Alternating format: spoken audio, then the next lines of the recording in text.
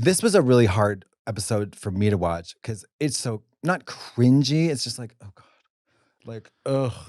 Being like vulnerable. But this is when I told Ru. This is the addicted to anxiety yes, conversation. And also this is when I said, I have to confess something to you. I'm terrified of you. And this is where we had that moment. That didn't make the cut. But that's what kickstarted the anxiety thing. And then we got into a big long conversation. Because at this time I was like, I really need to go to a meeting. Because I had been going to meetings 5 days a week for about 2 years. Well, I watched this episode and I did some Googling about meetings, and the internet says that if it's you and one other addict, it counts as a meeting. Do you feel that way? No, not when there's cameras. Right. Right. It was a tough thing for me to do because I was like, okay, I know this is fake, but I know I need this. So is it even possible to be authentic? And it actually kind of was.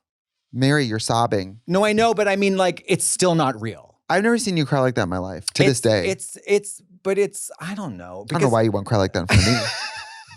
Because when you pork me, it feels so good. Do I have to wear the fake eyebrows like Fame to get you to open up a little bit? I mean, I was like, because it's staged. You know, they say like, why don't you go talk to Fame? And I was like, I mean, I wanted to, and we did, but I got over the inauthentic part of it pretty quickly because I actually felt that way. But it's just a weird thing. I'm not really comfortable with that on reality TV.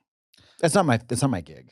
I get it. You know, I get it because there's a discussion coming up, I think, in this season about my boyfriend's family not liking drag, and that I feel like there's some things looking back where like, I didn't have to say all that. I wish this conversation never happened. Although I know for a fact, because I have all the messages, that people say even now, they say like, your conversation with Miss Fame, da, da, da, da, da.